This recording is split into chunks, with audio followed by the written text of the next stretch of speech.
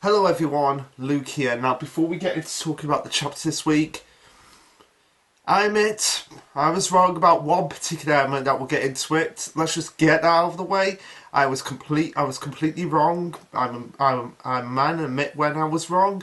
But the place that they're actually going to is something that I didn't think we would expect, but we'll talk about that more when we talk about the chapter. But for now, let's just jump right into it.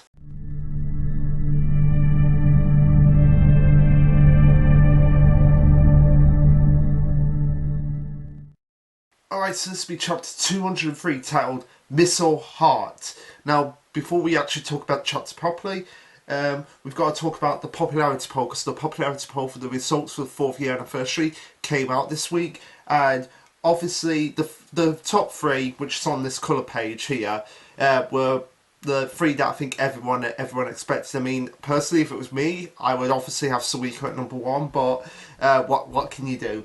Anyway, so number 3 is Ryusui, number 2 is Senku, and number 1 is Gen. It's like Gen manipulated the votes. It's like Gen exited the manga and manipulated the voting of everyone so that he became number 1, because he won kind of like by a landslide. Like Senku got 45,880, and Gen got 64,428. So he won kind of like by a landslide there. So props to Gen winning that.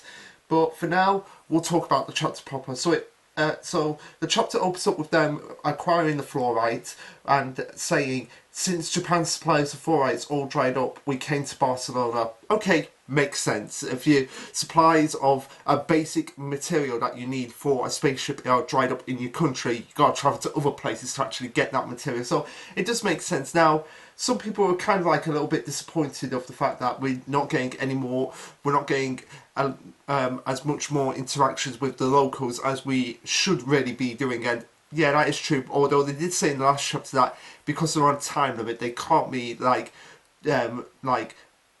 basically governing over everyone and getting to know everyone. They've got to kind of like move this thing along, because they are on a time limit, because Y-Man could actually attack them at any point, even though he's cut off all communications at this point. Anyway, continuing on, it's obvious that more time has passed because they have this gigantic crane that they're using to carry cargo from the shore onto the Perseus itself. Or maybe that's true. Maybe, or unless.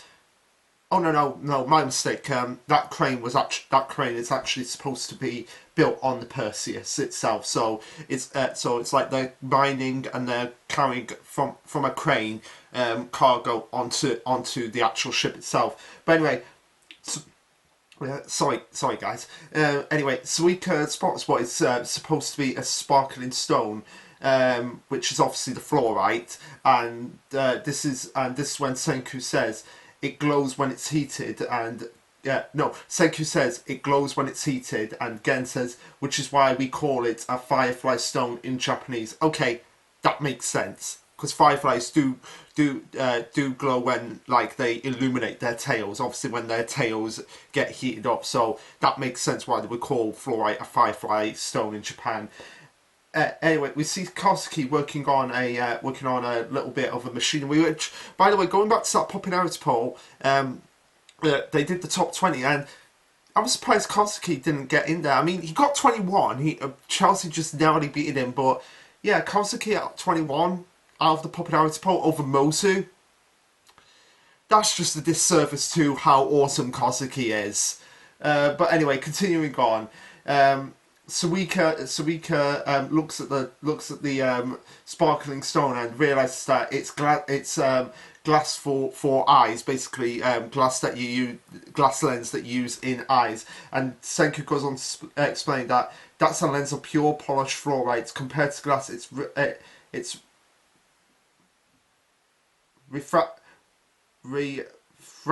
refractive. Its refractive index and disposition are, but as he continues on, he realizes that this is probably going to go over Suika's head. So he's like, yeah, in long story short, it's the ultimate high performance lens used by pros, and they use it to like upgrade their upgrade their telescope so that now they can actually see from the telescope actually visual craters on the moon as before when they could only just see the moon itself. And Kawako goes on to say, with this jumbo-sized telescope we could search for the Y-man from afar, which is of the obvious reaction they would have in this situation if they had a lens of that caliber able to see the craters. It's like, oh, can we see Y-man now? Can we get a glimpse of Y-man? And Senku goes on to say that they will be digging up a crystal that massive and making one in a lab is way down the road. So, okay, this is actually giving us some idea of where they're actually going. So, like, maybe before the rocket, maybe before the spaceship actually takes off, maybe they'll actually get to see a little bit of a glimpse of Y-Man from a lens that is powered up more than this. That's just a possibility that we're going off here. So, keep that in the back of your minds for later on, further down the line. God, Dr. Stone just like setting up things well in advance. Now, another thing that people are kind of disappointed on is the fact that they just skipped over the building of the rocket that Kazuki is actually glossing over here. And yeah, I can kind of see where they're coming from.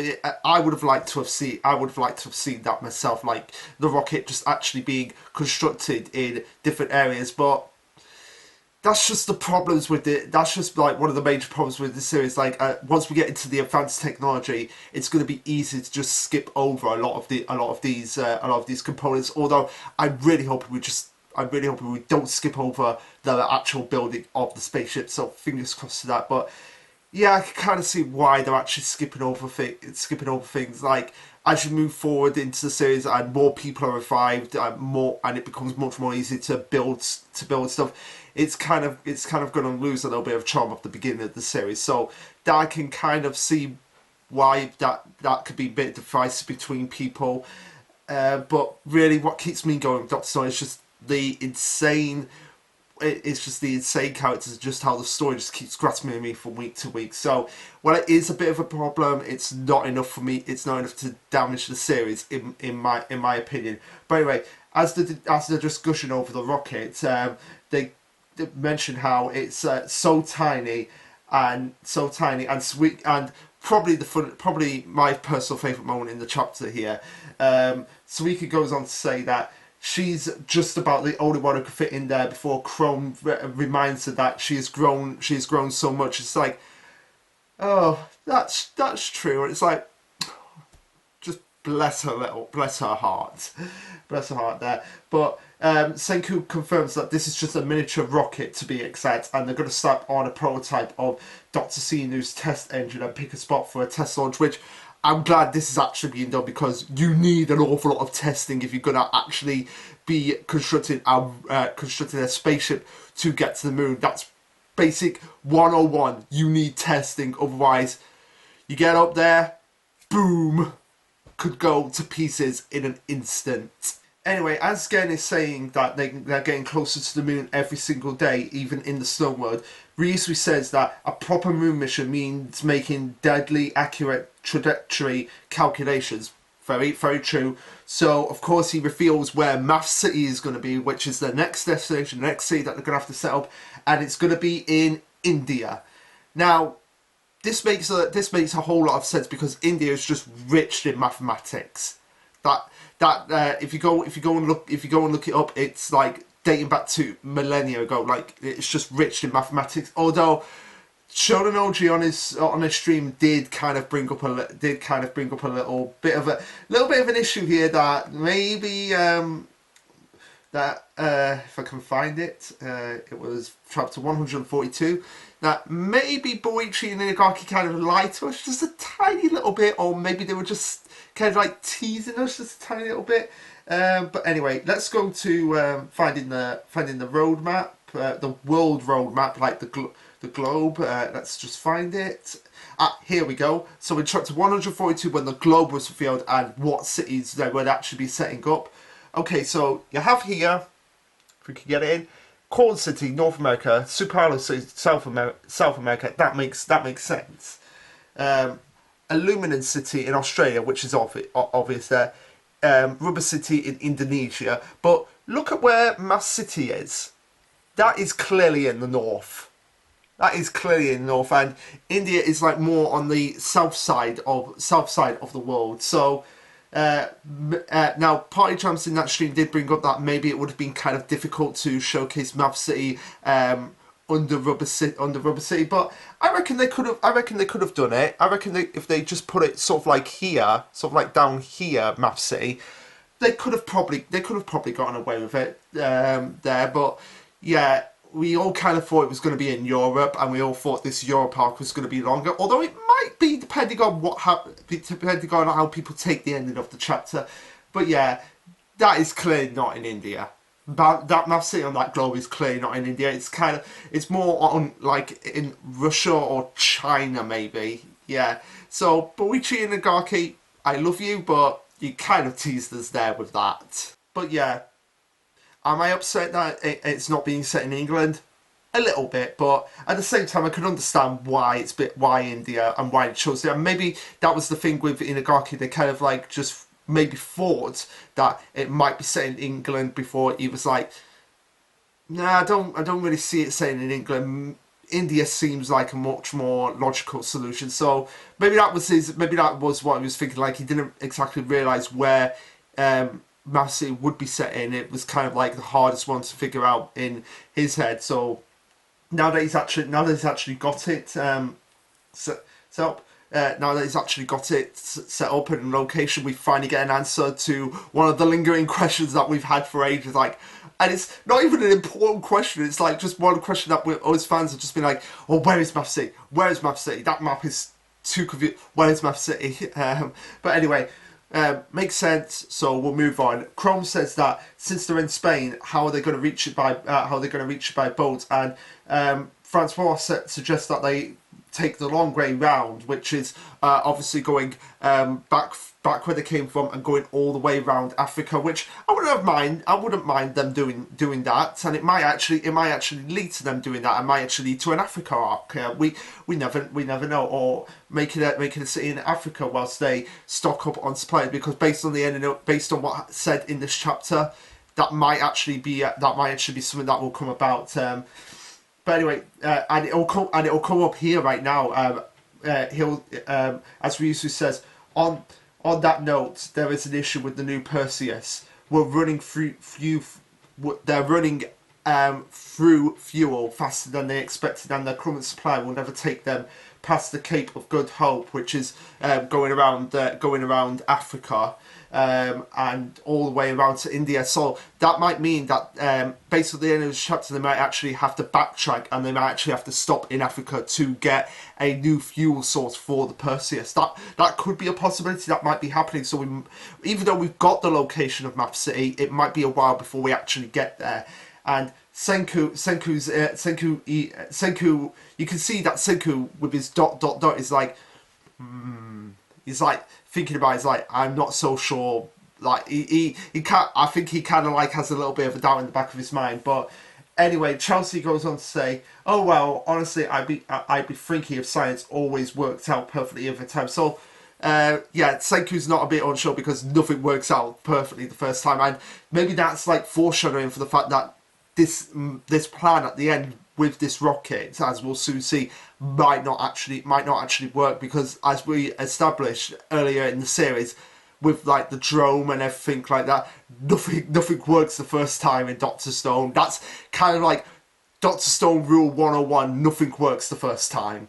But they say that. Can't they just make more of that gas fuel from raw garbage? And Reesby goes on to say that that's why we've got this whole plant installed on the Perseus, the plant that's kind of like in the centre of the new Perseus. And until we stock up on enough fuel for the trip, we're grounded here like a bunch of landlubbers for months, maybe even a year. So yeah, I can kind of see them like stopping off in Africa to get a new fuel source. Maybe, no, I don't know what they'll be getting. Maybe oil. Who knows? We never know. There's just so many ways this could actually go, and I hope Inagaki's smart and actually does take what is said in this chapter and applies it to the next chapter with them. Like, oh crap, this didn't work, so we'll actually have to gonna go around. Or maybe that. Oh, Okay. Okay, bit of a tangent here, but okay, say the plan doesn't work. Like, this plan at the end with the missile doesn't work, and you'll soon see why. And they're like, okay, crap, we've got to find a new fuel source now. They might actually go to England, so we might still go to England to get coal, to actually get coal fuel for the Perseus. That I could actually see actually happening, and that because obviously of the of the steam of the rail industry of the rail revolution that happened in England as well. The little bit of a history lesson here, like rail revolution that happened in England and all the coal mines and everything like that. They might actually use coal as the fuel source moving forward for the Perseus, so they might actually have to go to England. We never know. That's just a little brief history lesson on England. So fingers crossed that that actually happens. Like, this plan doesn't work, and they'll have to find a new fuel source, and then. Chelsea reckons, hey, why don't we go to England? There's coal there that we can actually use as sort of like a fuel source. That might actually happen. We just never know. So, praying that this arc doesn't end immediately. But anyway, continuing on, Chrome spots like a canal that connects the Mediterranean Sea to the Indian Ocean, and he says we could slice right through the skinny space, and look at that, we've got ourselves one bad shortcut. And Francois says that it's the Suez Canal, a route that connects the seas carved open by mankind for shortcuts for lengthy sea voyages, which makes sense. But I still think that we'll actually that this plan isn't going to work, and so we'll soon see. And we get a nice callback to the Panama Canal, when they were actually trying to pronounce the Panama Canal, and they called it the Banana Canal. But again goes, but after 3,700 years, the abandoned canal is more than likely blocked up. And Chelsea's like, I wonder, the Suez Canal, connecting two bodies of water at equal evaluation, unlike back in Panama, there is a glimmer of hope. And then they go on to say, so if this shortcut works out, we'll save a whole year of waiting around. No, you're probably not going to save a whole year of waiting around. I could actually see this actually going completely wrong, and them actually having to like figure out what they're actually going to do next. And like I said, maybe go to England to get coal. But anyway, they go on to say, I remember how hard how we had to give up on that damn banana route. So this could be the perfect grudge match against these canal things. No, it's not. No, it's not. And there was a running joke last night with the Shonen Oji stream about how beavers have been doing this. Like, the Y-Man's got loads of beavers under his disposal, just trying to drag the crew by their feet, stomping and stamping to get to prevent them from going to Y-Man. But anyway, Ryusu says, I'm no fan of waiting around either, so I'd love to give this plan my blessing, but as the captain here, I'm putting my foot down. The route could be blocked off and we'd be blindfolded, sailing without a proper sea chart. If we do indeed hit a dead end, then trying to turn back would be risky. Am I wrong? No, you're not wrong, but you probably are going to have to do that. And I love that they're actually bringing this up, because this is probably what is actually going to happen in the next chapter, that this plan is going to go completely haywire. And I'll explain why when we get into the end of the chapter. Continuing on, they say if only they could scour in advance. And Gen goes, says the world's greatest geographer, cheer Chelsea. And she's like, oh, you're trying to make me blush over here. Get ex-Chelsea? Anyone? Just from that one panel, get ex-Chelsea? But anyway, Chrome says, damn, if only Chelsea could see the canal from really far away with a bad telescope. And Kalsuki just comes in, strutting his stuff. It's like, what do you think I've been making for the past few days here? As they speed off past Barcelona, which again, people are a little bit disappointed that we didn't spend more time in Barcelona, and I can agree to that. But anyway, what can you do? It's Inagarki's word. It's Inagarki's work and his word. So we're just gonna have to trust his instincts that we're not immediately going to go to India and to Map City. It's been set up where it actually is, but it might take a while to actually get there. Because if you remember, we had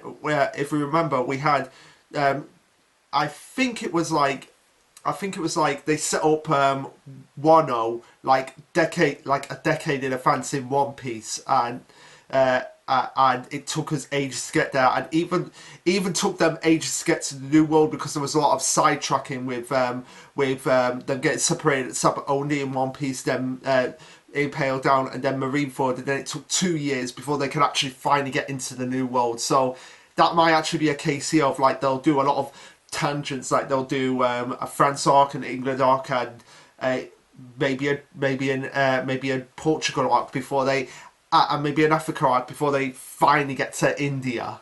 That's probably what they're saying up here. Like, okay, we've got the destination of where Mouth City is, but it will take us a while to actually get there. So that might be the case of where they're actually going with this.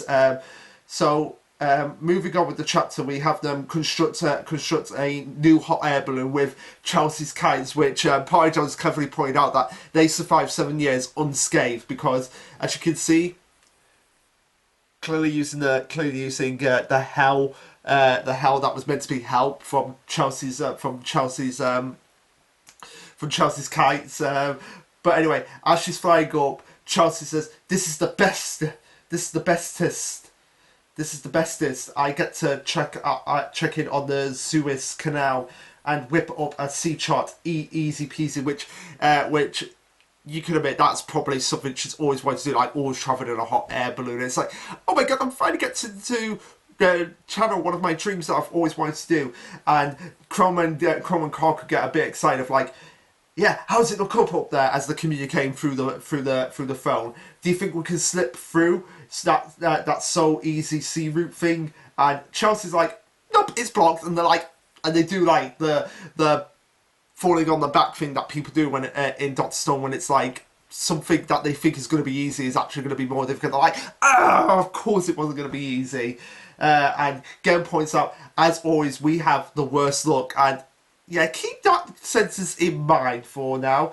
But anyway, Chelsea realises that there's something going on here and that they might hit a dead end, but the sea route's still actually there. There's just some kind of dam made up of dead trees and junk, which obviously the beavers have done this. And Ryusui said, I suppose there has been plenty of climate change over 3,700 years, and Senku agrees with him by saying, you bet trees were probably popping up like crazy for a brief moment, but their heyday don't last, and over time they wither down and float away to form a natural dam.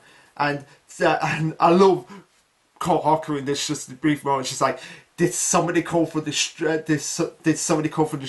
I think she's kind of channeling inner magma there. It's like, oh, you want something destroyed, leave it to me. Before Gen has to realise, like, reminder that it's still 20 kilometres away, so they're still technically a little bit away, so you can't actually just run on water and just destroy this damn Kohaku. But anyway, Chelsea informs them that sailing over to break it down could be risky, and they have no choice but to blow it up. We'll secure the whole route before making our way into the canal, since there may be no turning back. Although, like I was saying, there might actually be some turning back that they're going to have to do. As Senku reminds them that they're outside the canal, but 20 kilometers inside is a wall that needs blowing up, and that Suika, Gen, and Kosuke are wondering that this is a challenge and how on earth could they do it before he says. Before he shows them, like, oh, we're going to find this rocket that Kosuke built, and everyone is getting like really freaked out here. Well, I say everyone, like the team that gets it with it's obviously the modern time, so that's Gen, Chelsea, and Francois Wells. Ishigami Village is not getting this at all. Before we see what was actually constructed into the rocket, which was dynamite, wireless controller fins, fuel, insolent super alloy, and Xenon jet engine, which is all things that we have seen before. So I kind of see why Inagaki skipped over, but at the same time would have liked to have seen it being constructed bit by bit, and exactly how long the process actually did take, because now it could take like anywhere from an hour to half an hour at tops to make this thing, because of how skilled Kosuke actually is. But anyway, that's besides the point.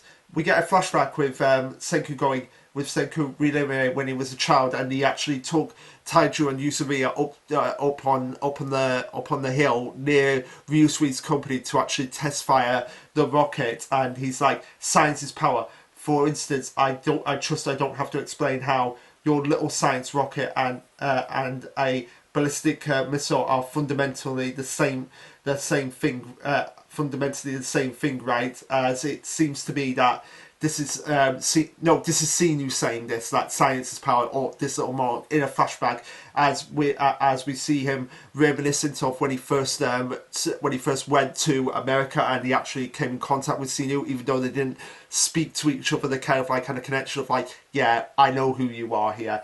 Senku goes on to say, here, with Xenu's help, I finally made it happen. The first one. As the rocket is fired and travels along the canal, speeds past Chelsea's hot air balloon, Chelsea, Ryusui, and Senku in the hot air balloon, and Ryusui's like, ha, behold, with the power science we will blast into the future, as they attack the dam, and that's where the chapter ends. So, whew. Sorry about that, guys. Not really much to go off in this chapter. It was just kind of a basic chapter of an obstacle being formed and how they're actually going to overcome it. Now, one thing I do want to say here is like, look at this from the dam. Notice how the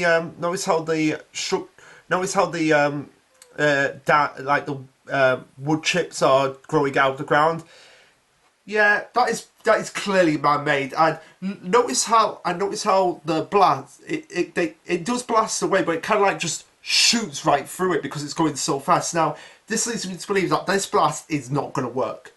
Like, this blast is not going to work, and the dam is still going to be there. So they're going to be like, of course it didn't work. We have such a bad luck. So now what they're going to do, and obviously, like I said earlier in the chapter, they might actually have to backtrack to England to get some coal, because obviously they'll need a new fuel source if they're actually going to get a chance to get to India, to get to Map City. So that might be something that we'll have to actually look out for next week, if that actually happens. Or maybe they'll just make it so like, oh, we actually did it this time it actually worked. But based on that last panel, because like it's just kind of like shooting through, it's not. Yeah, because if they really wanted to showcase it actually working, it would have just been a big explosion, just obliterating it to pieces. But no, it seems like it just kind of like shoots completely right through it, with the blast being an after effect in that regard. But hey ho, we'll just have to wait and see what's going to happen next. But anyway, guys, what did you think of this chapter? Let me know. Like, subscribe, comment, all that jazz. And this will be Lashaluk signing off. Later, guys.